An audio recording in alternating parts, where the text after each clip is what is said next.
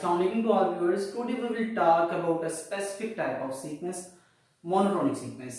एक ऐसी सीक्वेंस जो या तो हमेशा इंक्रीजिंग होती है या हमेशा डिक्रीजिंग होती है. So monotonic means if we start with one term of a sequence, it will either goes bigger and bigger or smaller and smaller forever.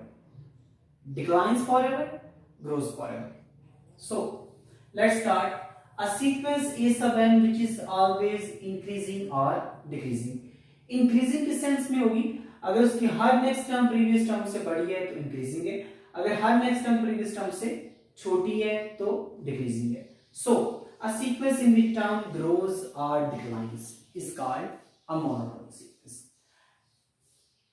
अगर हमने शो करवाना हो कि सीक्वेंस मोनोटोनिक है या नहीं, तो हमें ये शो करवाना पड़ेगा कि सीक्वेंस इंक्रीजिंग है या डिक्रीजिंग है. अगर सीक्वेंस इंक्रीजिंग शो करवा दे तो भी मोनोटोनिक, अगर डिक्रीजिंग शो करवा दे तो भी वो मोनोटोनिक होगी. अब अगर देखा जाए तो अब मैं आपको कुछ मेथड्स बताऊंगा जिससे हम लोग चेक कर सकते हैं कि सीक्वेंस इंक्रीजिंग है या फिर डिक्रीजिंग है. यहां पे अगर देखा जाए तो इंक्रीजिंग और डिक्रीजिंग के मामले में हमने देखा है कि नेक्स्ट और प्रीवियस टर्म के दरमियान में एक रिलेशन है. अगर नेक्स्ट टर्म बड़ी है तो सीक्वेंस इंक्रीजिंग है, अगर नेक्स्ट टर्म छोटी है तो सीक्वेंस डिक्रीजिंग है. तो चेक करना हो कि सीक्वेंस इंक्रीजिंग है या डिक्रीजिंग है, तो हमें उन दो टर्म्स का डिफरेंस फाइंड करना पड़ेगा, नेक्स्ट और प्रीवियस का. अगर वो ग्रेटर देन 0 आ जाए तो वो इंक्रीजिंग, क्योंकि नेक्स्ट टर्म बड़ी है. आपके पास आंसर पॉजिटिव तब आएगा जब नेक्स्ट टर्म बड़ी होगी. अगर लेस देन 0 आ जाए आंसर तो इसका मतलब जो नेक्स्ट टर्म है वो छोटी है. सेम इस तरह अगर बाद दफा इस तरह हमारे पास होता है कि सर्ड्स आ जाते हैं, स्क्वायर रूट्स आ जाते हैं, तो स्क्वायर रूट्स को एलिमिनेट करने के लिए फिर हम लोग यहाँ पे स्क्वायर्स भी यूज कर सकते हैं. थर्ड हमारे पास ये है कि हम लोग उन दोनों को डिवाइड कर दें, नेक्स्ट टर्म को प्रीवियस से डिवाइड कर दें. अगर नेक्स्ट टर्म बड़ी होगी तो आंसर हमारे पास हमेशा ग्रेटर देन 1 आएगा. अगर प्रीवियस टर्म बड़ी होगी तो आंसर हमेशा लेस देन, क्योंकि प्रीवियस टर्म डिनोमिनेटर में आ रही है तो आंसर हमेशा लेस देन 1 होगा. और जो लास्ट हमारे पास फोर्थ है पॉइंट, वो ये है कि वो मेथड ये है कि हम लोग डेरिवेटिव फाइंड करें. डेरिवेटिव क्योंकि होता है रेट ऑफ चेंज. अगर हमारे पास रेट ऑफ चेंज पॉजिटिव आ जाए तो इसका मतलब है कि सीक्वेंस इंक्रीज कर रही है. अगर rate of change first derivative negative आ जाएगा तो इसका मतलब है कि सीक्वेंस डिक्रीज कर रही है. अब हम लोग कुछ एग्जांपल्स देखेंगे जिनमें हम लोग इन मेथड्स को यूज करके सीक्वेंस का इंक्रीजिंग या डिक्रीजिंग होना शो करवाएंगे, जिससे हमें पता चलेगा कि सीक्वेंस मोनोटोनिक है या नहीं. So let's start.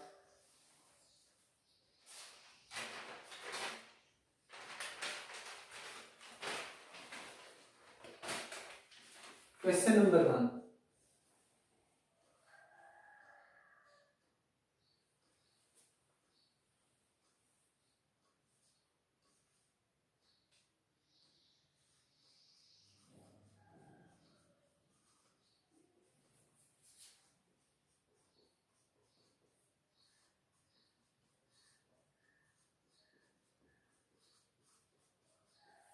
Show that the sequence is monotonic.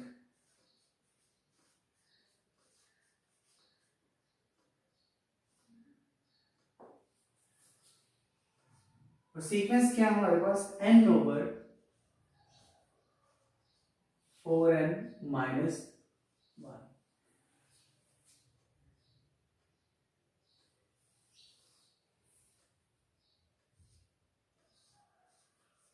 सो हम लोग लेट कर लेते हैं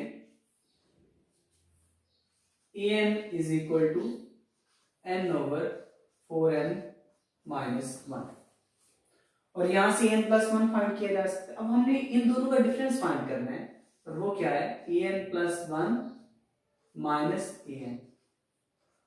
an plus 1 क्या होगा, n plus 1 over 4 into n plus 1 minus 1, और यहां दरमियान में subtraction sign, then n over 4n minus 1. अब हम लोग इसको सिंप्लीफाई करेंगे, n+1 over 4n plus 4 minus 1।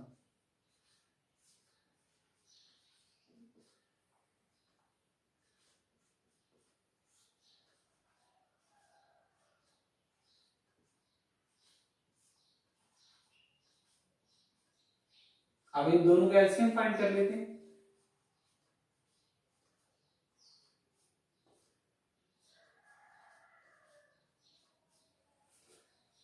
Four N plus 3 4n minus 1 इससे मल्टीप्लाई होगा,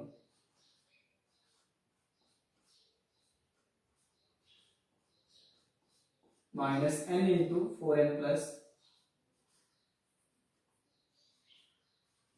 3। फर्दर हम लोग इसको मल्टीप्लाई कर लेंगे, तो ये आ जाएगा 4n square plus 4n minus 10 minus 1। इसको मल्टीप्लाई करें तो minus 4n square minus 3n over ये टर्म जो है ये हम लोग उसी तरह लिख देंगे। यहां से देखा जाए तो ये टर्म और ये टर्म कैंसिल हो जाएगी। सेम इस तरह 4n minus n minus 3n, ये सारी टर्म्स भी कैंसिल हो जाएंगी। और यहां भी आ जाएगा -1 over 4n plus 3 into 4n minus. यहां से अगर देखा जाए n की जगह अगर हम लोग 1 भी रिप्लेस करें, क्योंकि सीक्वेंस में हम लोग सबसे पहला जो नंबर पुट कर सकते हैं वो 1 है। अगर हम लोग n की जगह 1 पुट करें तो ये नंबर पॉजिटिव है, 4 इंटू 1 4 माइनस 1 3, और ये नंबर भी पॉजिटिव है। अब ऊपर नेगेटिव आ रहा है तो इसका मतलब ये लेस देन 0 है, तो इसका मतलब ये डिक्रीजिंग है। This implies sequence is decreasing, hence monotonic.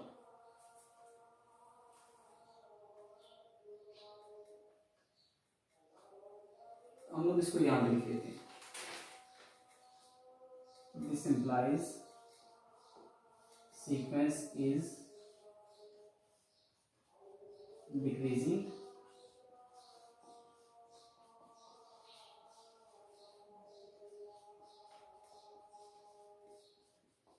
hence 1।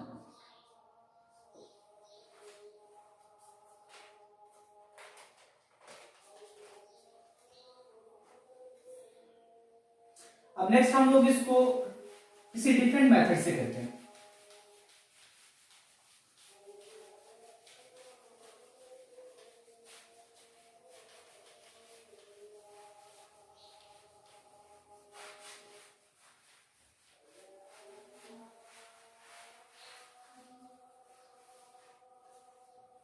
For example हम लोग इसको एफ ऑफ एन ऐड कर लेते हैं, उसका डेरिवेटिव फाइंड करते हैं, तो ये भी एक टेक्निक है। एफ ऑफ एन, तो इसको एफ ऑफ एन ऐड कर लिया n over 4n minus 1,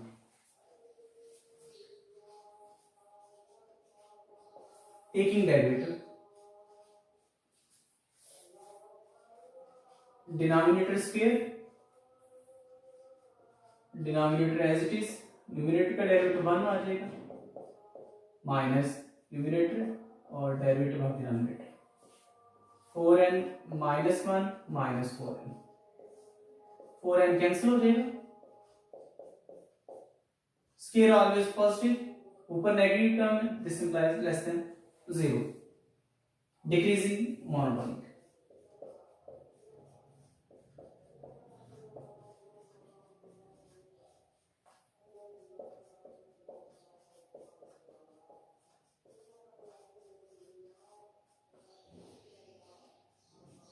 hence monotonic. Next हम लोग एग्जांपल देखते हैं। फॉर एग्जांपल हमारे पास टर्म कुछ इस तरह आ जाती है,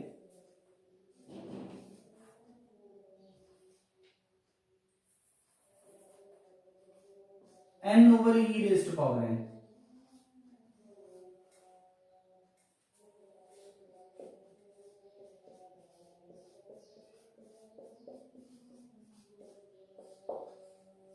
इसको f ऑफ n लेट करें, और इसका डेरिवेटिव फाइंड करें। Denominator square, denominator as it is, numerator derivative minus numerator as it is, denominator derivative.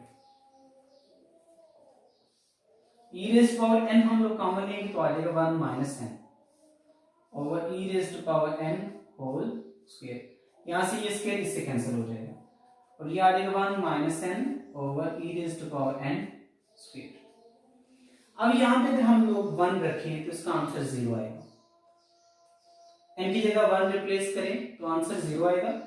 n की जगह हम लोग अगर 1 से बड़ा नंबर कोई भी पुट करते हैं तो ये डिक्रीजिंग सीक्वेंस है। तो हम लोग यहाँ पे मेंशन कर देंगे for all n greater than 1 से ग्रेटर नंबर पुट किया जाए तो ये डिक्रीजिंग सीक्वेंस है। This implies it is monotone.